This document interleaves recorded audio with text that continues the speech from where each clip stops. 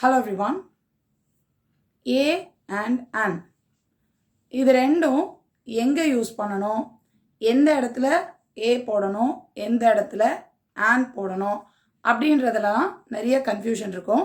அதை எப்படி ஈஸியாக கண்டுபிடிக்கலாம் அப்படின்னு பார்க்கலாம். இதோட ஃபர்ஸ்ட் ரூல் என்ன அப்படின்னா, A and an எப்போவுமே சிங்குலராக தான் யூஸ் பண்ணணும்.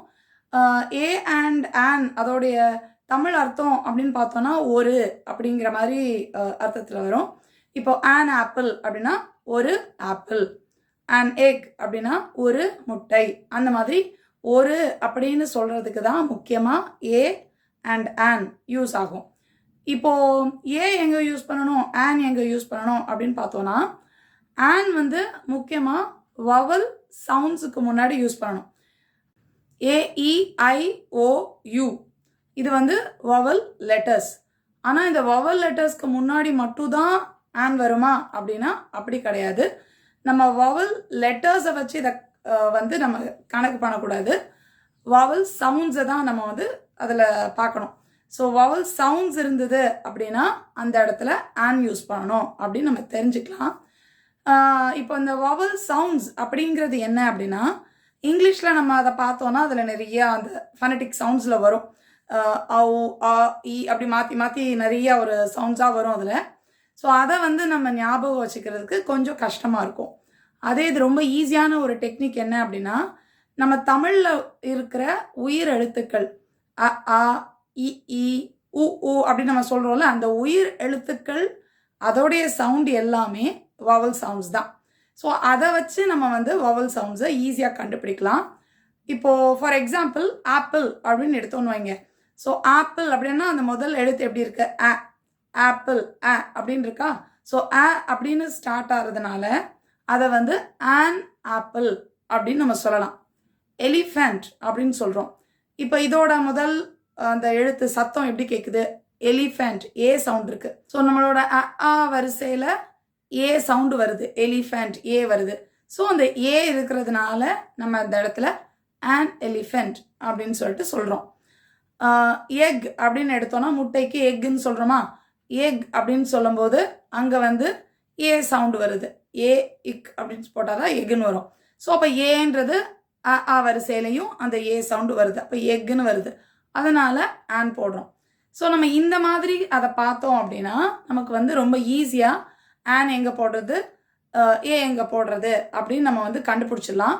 வவல் லெட்டர்ஸை வச்சு கண்டுபிடிச்சிடோன்னா அது வந்து கொஞ்சம் சில இடத்துல வந்து கொஞ்சம் எக்ஸப்ஷனல் கேசஸில் வந்து நமக்கு வந்து குழப்பம் வந்துடும்.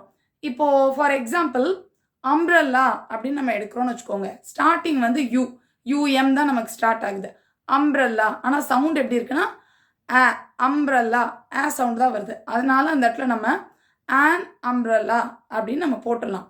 இதே இது யூனிஃபார்ம் அப்படின்னு போடுறோன்னு வச்சுக்கோங்க.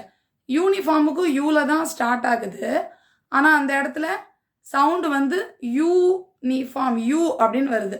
நம்ம ஆ வரிசையில் உள்ள சத்தம் அங்கே வராது. அம்ப்ரெல்லாவில் ஆ சவுண்டு வருது, அதனால் ஆன் போட்டுடலாம். அதே யூ வச்சு ஸ்டார்ட் ஆகிற இன்னொரு வார்த்தை யூனிஃபார்ம். ஆனால் யூனிஃபார்மில் ஆ வரிசையில் உள்ள சத்தம் நமக்கு இல்லை, யூ சவுண்டு தான் வருது, யூ அப்படின்னு தான் ஆரம்பிக்குது, யூனிஃபார்ம் அப்படின்னு நம்ம சொல்கிறோம். அதனால அந்த இடத்துல ஆன் நம்ம போடக்கூடாது, அதுக்கு பதிலாக அ யூனிஃபார்ம் ஏ தான் அங்கே போடணும். அதே மாதிரி அவர் அப்படின்ற ஒரு வார்த்தையை எடுக்கிறோம், அதாவது ஒரு மணி நேரம் அவர் அப்படின்னு சொல்லுவோமா. ஸோ இந்த அவர் அப்படிங்கிறதுக்கு முன்னாடி நம்ம ஆன் ஏஎன் தான் போடுவோம். ஏன் அப்படின்னு பார்த்தோன்னா இது வந்து ஹெச் வச்சு தான் நமக்கு ஸ்டார்ட் ஆகுது, HOUR. ஆனால் அதோடைய ப்ரொனன்சியேஷன் நம்ம பார்க்குறோம் அப்படின்னா அந்த ஹெச் வந்து சைலண்ட் ஆயிரும். ஸோ அவர் அப்படின்னு தான் அதை நம்ம சொல்லுவோம். அவர் அப்படின்னு சொல்லுவாங்க, இல்லைன்னா ஆர் அப்படின்னு சொல்லுவாங்க. ஸோ அவர்னு சொன்னாலும் ஆர்னு சொன்னாலும் ஒன்று ஆ சவுண்டு வரும், இல்லைன்னா ஆ சவுண்டு தான் வரும். ஹெச்சோட சத்தம் வந்து அங்கே இருக்காது, ஹவர் கிடையாது, அது ஹெச் வந்து சைலண்ட் அங்கே. ஸோ அவர் இல்லைன்னா ஆர் அப்படின்னு சொல்லுவாங்க. ஸோ ஆ இல்லைன்னா ஆவோட சவுண்டு தான் அங்கே இருக்குது, அதனால அதுக்கு முன்னாடி நம்ம ஆன் அப்படின்னு போடுறோம்.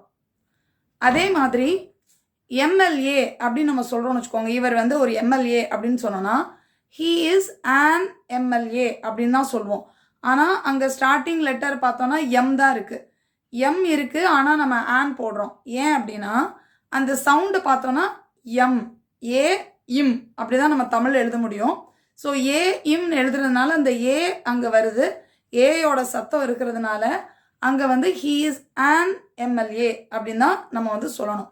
இதே எம் வச்சு ஸ்டார்ட் ஆகிற மேங்கோ அப்படின்னு நம்ம சொல்கிறோன்னா அங்கே வந்து மே சத்தம் வந்துடும்.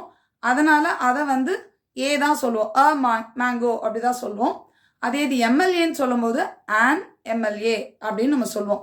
ஸோ இந்த மாதிரி வவல் சவுண்ட்ஸ் வர்ற இடத்துலலாம் நம்ம வந்து an யூஸ் பண்ணணும்.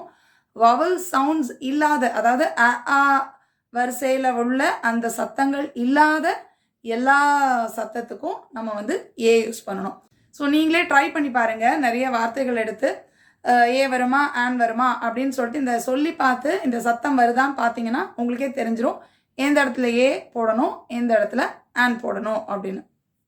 இங்கிலீஷ் கற்றுக்கிற உங்கள் ஃப்ரெண்ட்ஸ் அண்ட் ஃபேமிலி மெம்பர்ஸ்க்கு இந்த வீடியோ மறக்காமல் ஷேர் பண்ணுங்கள். I'll meet you in the next lesson. Thank you. Bye.